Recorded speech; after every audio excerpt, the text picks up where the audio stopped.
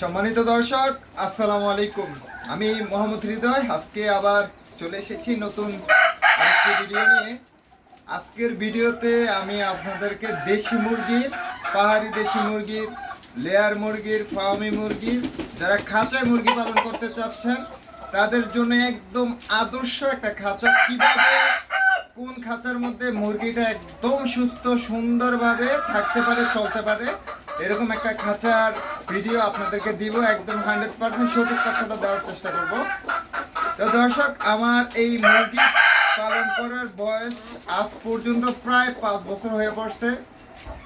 এই 4 বছর আগে খাঁচায় মুরগি উঠাইছি আমি, আর 4 বছর আগ থেকে শুরু করে আজকের এই পর্যন্ত খাঁচায় মুরগিটা পালন করতেছি।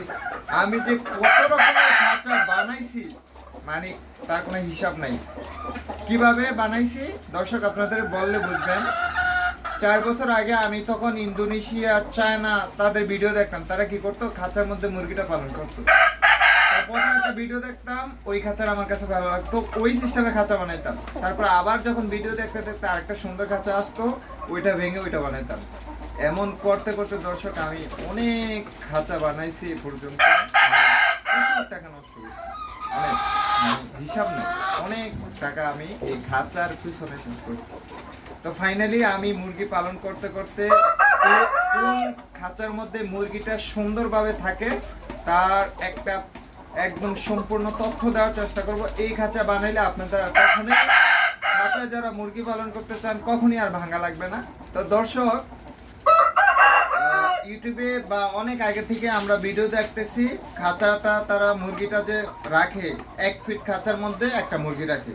তো দর্শক, একটা কথা আপনার সাধারণভাবে চিন্তা করেন তো, যদি 1 ফিট খাঁচার মধ্যে একটা মুরগি সবসময় দাঁড়ায় থাকতে হয়, আচ্ছা আপনি একসাথে কতক্ষণ দাঁড়ায় থাকতে পারবেন?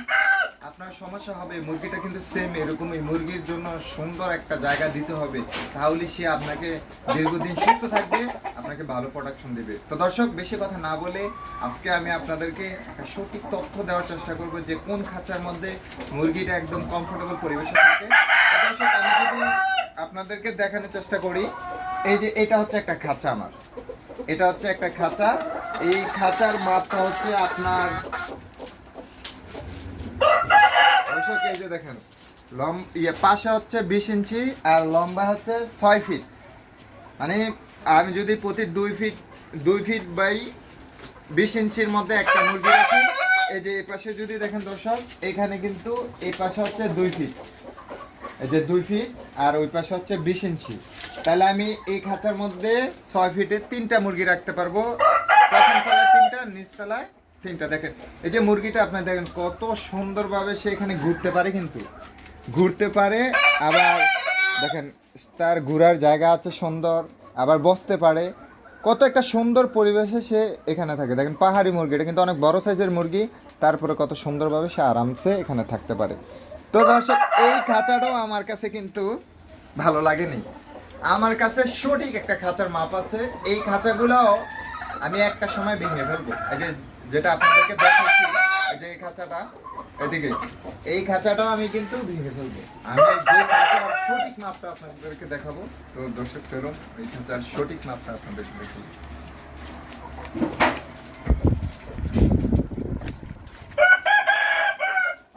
দর্শক, এখন আমি আপনাদেরকে একদম সঠিক একটা খাঁচার মাপ দেখাবো।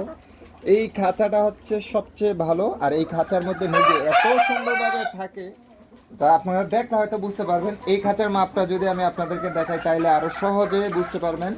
তো দর্শক, এই খাঁচার মাপটা হচ্ছে, পাশে হচ্ছে আপনার 2 ফিট, পাশে মানে প্রস্থ হচ্ছে 2 ফিট, আর এটার লং হচ্ছে, দৈর্ঘ্য হচ্ছে আপনার 4 ফিট।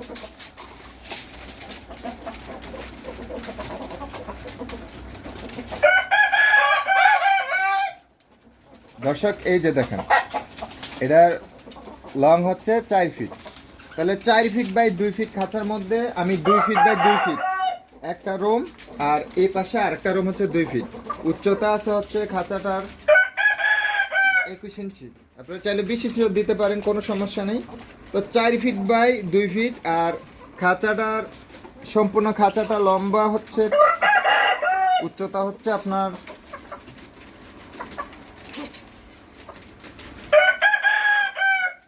উচ্চতা যদি দেখে দর্শক তাহলে আপনারা আরো সহজে বুঝতে পারবেন। একদম মাটি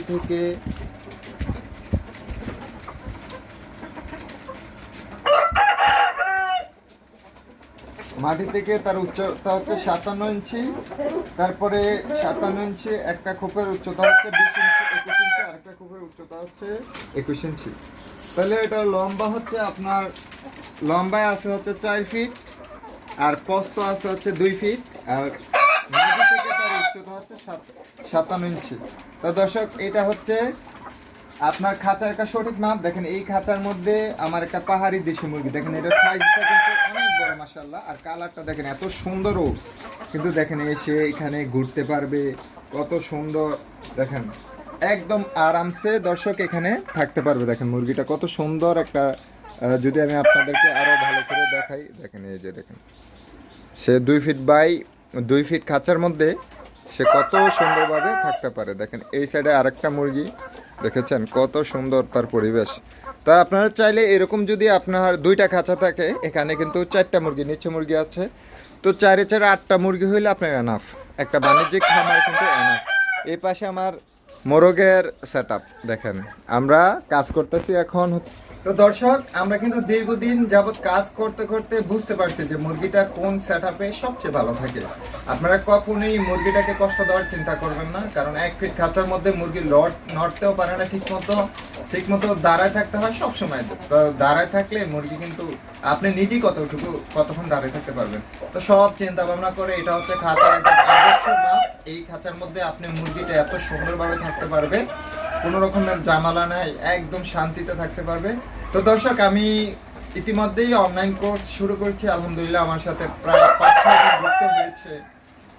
আমরা আমাদের এই অনলাইন কোর্সের মধ্যে খাঁচা মুরগি পালন করব, পাশাপাশি 20 ডিমও 95% হবে, এই স্লোগান নিয়ে আমি কিন্তু অনলাইন কোর্স করেছি। দীর্ঘ 6-7টা মাস আমি গবেষণা করছি। আমি কিন্তু আরো 2 বছর আগে থেকে মুরগি কৃত্রিম প্রজনন করা, যেহেতু খাঁচায় পালন কৃত্রিম প্রজনন করালে কিন্তু অনেক ঝামেলা হয়। এই সিমেন্স মোরগ থেকে বের করা, মুরগিকে দেওয়া 2 জন মানুষ লাগে, প্রতি 3-4 দিন পর পরে দিতে হয়, কি যে একটা ঝামেলার কাজ। তখন থেকে আমি বিকল্প পথ খোঁজার চেষ্টা করছি যে কিভাবে এই কৃত্রিম প্রজনন ছাড়া আমরা খাঁচায় মুরগি পালন করেও 95% বেশ ডিম পাই।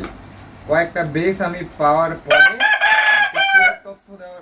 সঠিক তথ্যটা খুঁজে বের করার পরে আমি একটা অনলাইন কোর্স করেছি। আপনারা বাসায় বসে অনলাইন কোর্সটা করতে পারবেন, যেহেতু আমার খামার আছে, সবকিছু আছে আমার, হাতে কলমে দেখানোর চেষ্টা করি ইনশাআল্লাহ। তো আপনারা চাইলে কম খরচে কিন্তু এই অনলাইন কোর্সটা করতে পারেন, একদম কোনো ঝামেলা ছাড়াই 8টা-10টা মুরগি পালন করতে পারেন রিল্যাক্সে।